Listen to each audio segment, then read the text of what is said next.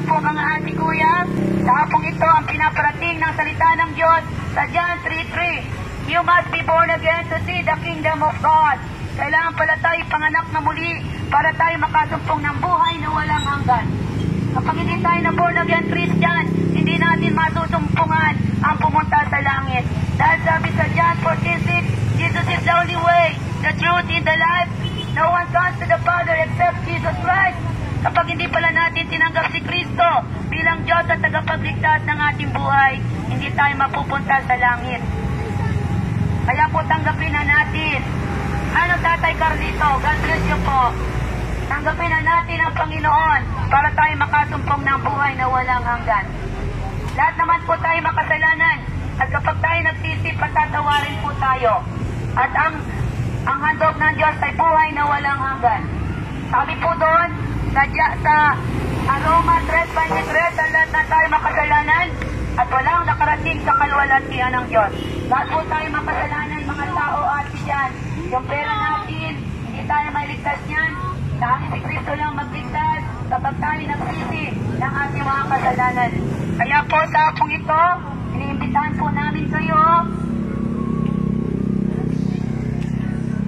na tanggapin ng Panginoon. Wala pong iba. Sabi doon, makamtan man natin ang kayamanan sa mundo. Kung ang kaluluwa mo naman maimpyerno, wala din pong saysay. Kaya po sa hapong ito, tandaan po natin, hindi po nagdadamot ang Panginoong Yesus. Ang Panginoong Yesus ay binabagi na ng tao para maligtas lahat. Kayo po ang magdidesisyon. Kaya po, salamat sa pakikinig nyo. Mananalangin po ako, Panginoon.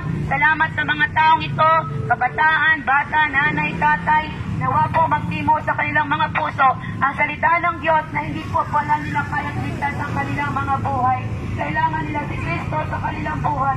Kaya po habang may pagkakataon pa mga taong ito, magsisi na po, luubin mo po pag-uwi nila ng bahay, maghanap ng Bible, basahin ang John 3:16, basahin ang John 14:6, ang Roma 3:23, Roma 6:23 at ang John 3:3 kung paano sila makasumpong ng kaligtasan.